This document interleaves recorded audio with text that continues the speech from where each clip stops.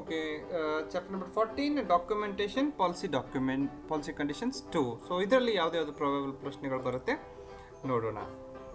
Okay, so which of the below statement is correct with regards to grace period of insurance policy. So ಈ grace period ಏನಿದೆ sir ಪಾಲಿಸಿಗೆ? Grace period ಅಂದರೆ premium payment ಮಾಡೋದಕ್ಕೆ extra ಅವಧಿ ಕೊಟ್ಟಿರ್ತಾರಲ್ಲ ಅದು. So the standard length ಏನು ಅಂದರೆ 1 ಮಂತ್ ಅಥವಾ 31 ದಿನಗಳು. ಈ 31 ದಿನಗಳು ಅಥವಾ 1 ಮಂತಲ್ಲಿ ನಾವು ನಮ್ಮ ರಿನ್ಯೂವಲ್ ಪೇಮೆಂಟನ್ನು ಪೇ ಮಾಡಬೇಕು. ಓಕೆ, ಮುಂದಿನ ಪ್ರಶ್ನೆ, what will happen if the policy holder does not pay the premium by the due date and dies during the grace period? Grace ಪೀರಿಯಡಲ್ಲಿ ಇನ್ ಕೇಸ್ ಕಸ್ಟಮರ್ ಡೆತ್ ಆದರೆ ಸೊ ಅವಾಗ ನಾವು ಏನು ಕೊಡ್ತೀವಿ ನಾಮಿನಿಗೆ? ಸೊ ನಾಮಿನಿಗೆ ಅವಾಗ ಏನು ಕೊಡ್ತೀವಿ ಅಂದರೆ the insurance will pay the claim. Grace ಪೀರಿಯಡಲ್ಲೂ ಡೆತ್ ಆದರೆ ನಾವೇನು ಮಾಡ್ತೀವಿ? ಕ್ಲೇಮ್ ಕೊಡ್ತೀವಿ. ಬಟ್ ಅವ್ರದ್ದು ಲಾಸ್ಟ್ ಅನ್ಪೇಯ್ಡ್ ಪ್ರೀಮಿಯಮ್ ಏನಿರುತ್ತಲ್ಲ ಅದನ್ನು ಮೈನಸ್ ಮಾಡಿಕೊಂಡು ಅವ್ರಿಗೆ ಸಮ್ ಅಶ್ಯೂರ್ಡನ್ನು ಕೊಡ್ತೀವಿ.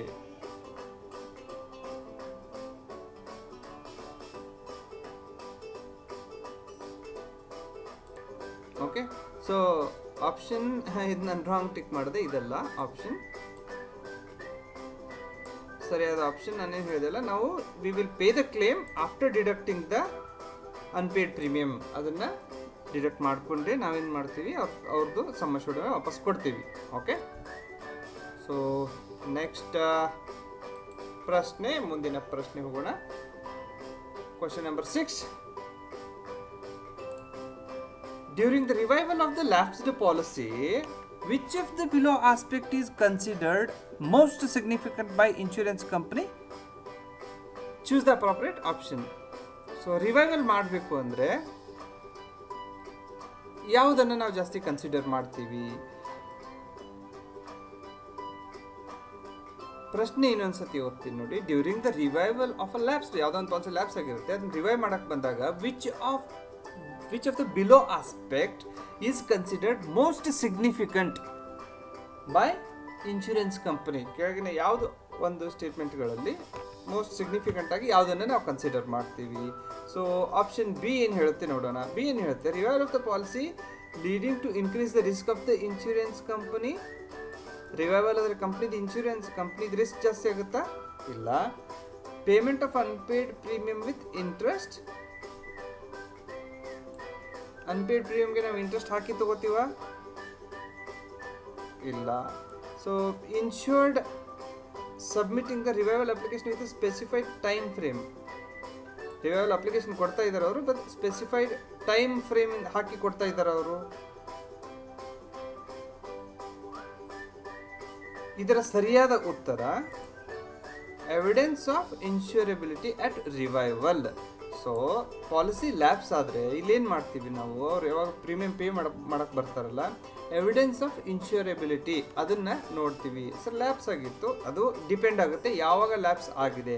ಲ್ಯಾಪ್ಸ್ ಆಗಿ 1 ಮಂತ್ ಆಗಿದೆಯಾ, ಲ್ಯಾಪ್ಸ್ ಆಗಿ 2 ವರ್ಷ ಆಗಿದೆಯಾ? ಸೊ ಅವಾಗ ಇನ್ಶೂರಬಿಲಿಟಿ ಅವ್ರದ್ದು ಇದೆಯಾ ಇಲ್ವಾ ಅದನ್ನು ಚೆಕ್ ಮಾಡಿ ನಾವೇನು ಮಾಡ್ತೀವಿ? ಅವ್ರಿಗೆ ರಿವೈವಲ್ ಮಾಡೋಕ್ಕೆ ಅವಕಾಶ ಕೊಡ್ತೀವಿ. ಸರಿಯಾದ ಉತ್ತರ option A.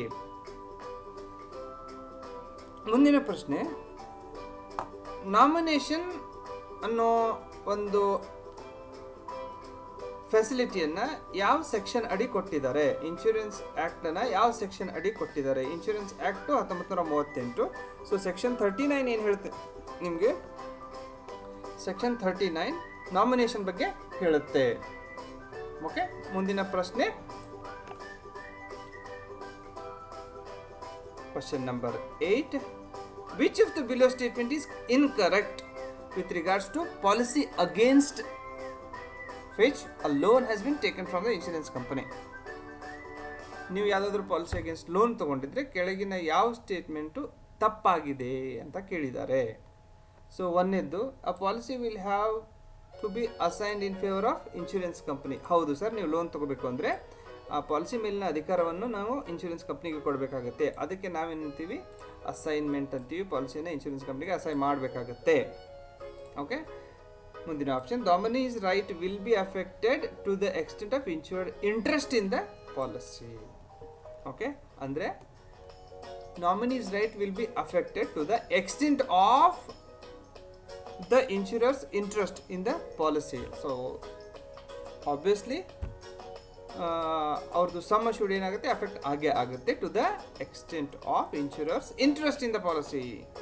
The policy loan is usually limited to a percentage of the policy is surrender value. ಹೌದು, ನಿಮ್ಮ ಸರೆಂಡರ್ ವ್ಯಾಲ್ಯೂ ಎಷ್ಟಿರುತ್ತಲ್ಲ ಅದರ 90% ಸಿಗುತ್ತೆ. ಸೊ 3 ಸ್ಟೇಟ್ಮೆಂಟ್ಗಳು ಕರೆಕ್ಟ್ ಇದೆ. ಈ ಸ್ಟೇಟ್ಮೆಂಟ್ ನೋಡೋಣ. The nomination of such policy will get cancelled due to the assignment of the policy in favor of the company, which is incorrect. ಇದು ಇನ್ಕರೆಕ್ಟು. Nomination change ಆಗಿ nomination ಏನು insurance ಕಂಪ್ನಿಗೆ ಹೋಗೋದಿಲ್ಲ, ನಾಮಿನಿ ಅವರೇ ಇರ್ತಾರೆ. ಬಾಕಿ ಎಲ್ಲ ಸರಿಯಾದ ಉತ್ತರಗಳು. ಆಪ್ಷನ್ ಬಿ ಇದು it is incorrect. Okay, so ಮುಂದಿನ ಪ್ರಶ್ನೆ, which of the below alteration will be permitted by an insurance company? Which of the below alteration will be permitted by an insurance company? ಕೆಳಗಿನ ಯಾವ adulteration ಅಂದರೆ policy ಇದ್ದಿದ್ದ ಪಾಲಿಸಿಯಲ್ಲಿ ಒಂದು ಸ್ವಲ್ಪ change ಮಾಡೋದಕ್ಕೆ adulteration ಅಂತಾರೆ. So which of the below adulteration will be permitted by insurance company? So alteration illa. So there is a problem I guess with this question. Extension of the premium paying term obviously illa. Change of the policy form with profits without profits illa. Increase in sum assured illa. Yes, so splitting up of the policy into 2 or more policies.